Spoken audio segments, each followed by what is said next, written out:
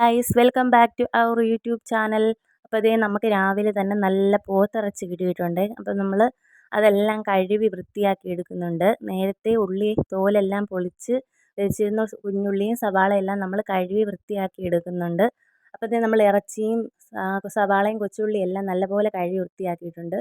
Already നമ്മൾ നേരത്തെ ഇഞ്ചിയും വെളുത്തുള്ളിയും പച്ചമുളകും കൂടെ കഴുകി നല്ല ചതച്ച് വെച്ചിട്ടുണ്ട്. നമ്മൾ ഇറച്ചി വെക്കാനുള്ള പാത്രം എടുത്ത് ഗ്യാസിനകത്ത് നമ്മൾ വിറകടുപ്പിൽ വെക്കാനാണ് ഉദ്ദേശിക്കുന്നത്. അപ്പം ഇതിനകത്തോട്ടൊന്നെല്ലാം സെറ്റ് ചെയ്തിട്ട് പിന്നെ എടുത്ത് വിറകടുപ്പിലോട്ട് വെക്കാമെന്നാണ് വിചാരിക്കുന്നത്. അപ്പം ദേ അതെല്ലാം കഴിഞ്ഞിട്ട് പാത്രത്തിനകത്ത് വെളിച്ചെണ്ണ ഒഴിച്ച് കുറച്ച് കടുകും ഇട്ട് വറ്റൽമുളകും ഇട്ട് പിന്നെ അതെല്ലാം ഒന്ന് പൊട്ടി വരുന്ന സമയത്ത് നമ്മൾ നേരത്തെ കഴുകി വൃത്തിയാക്കി വെച്ചിരിക്കുന്ന കൊച്ചുള്ളിയും സവാളയും പച്ചമുളക് കീറിയതും കൂടെ നല്ലതുപോലെ ഒന്ന് ഇളക്കി യോജിപ്പിച്ച് മിക്സ് ചെയ്തിട്ട് പിന്നെ അതിലേക്ക് കുറച്ച് നമ്മൾ നേരത്തെ ചതച്ച് വെച്ചിരിക്കുന്ന ഇഞ്ചിയും വെളുത്തുള്ളിയും പച്ചമുളകും ചതച്ചതും കൂടെ അതിലോട്ട് ഇട്ട് കൊടുത്ത് അതിൻ്റെ ഒരു പച്ചമണമൊക്കെ ഒന്ന് മാറി വരുമ്പോഴത്തേക്കിനും അതിനകത്തോട്ട് കരിവേപ്പില ഇട്ട് കൊടുത്ത് നമ്മളൊന്ന് ഇളക്കി ഒന്ന് യോജിപ്പിച്ചതിന് ശേഷം നമുക്ക് പൊടികൾ ആഡ് ചെയ്ത് കൊടുക്കാം. അപ്പം ആദ്യമായിട്ട് മുളക് പൊടിയാണ് ഇട്ട് കൊടുത്തത്.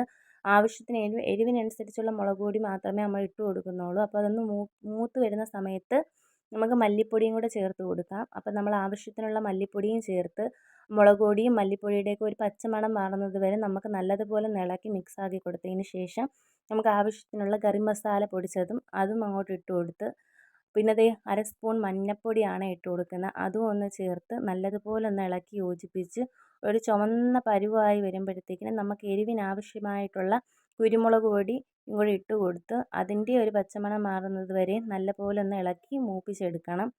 പിന്നെ നമ്മൾ നേരത്തെ കഴുകി വൃത്തിയാക്കി വെച്ചിരിക്കുന്ന ബീഫ് കഷ്ണങ്ങൾ ആ മസാലയ്ക്കകത്തോട്ട് നമ്മൾ ആഡ് ചെയ്ത് കൊടുക്കുവാണ്. അപ്പോൾ അതെല്ലാം നല്ല വൃത്തിയായിട്ട് ആ മസാലയും മുളക് പൊടിയും ആ ബീഫിനകത്ത് നല്ലപോലെ ഒന്ന് മിക്സ് ആക്കുന്നത് വരെയും നമ്മൾ നല്ല ഇളക്കി യോജിപ്പിച്ച് കൊടുക്കണം. നമ്മളിപ്പോൾ ഓൾറെഡി അതിനകത്ത് കുറച്ച് വെള്ളമൊന്നും ഒഴിച്ചിട്ടുണ്ട് ആ ഇറച്ചിക്കകത്ത് ഇതെല്ലാം പിടിക്കാൻ വേണ്ടിയിട്ട്.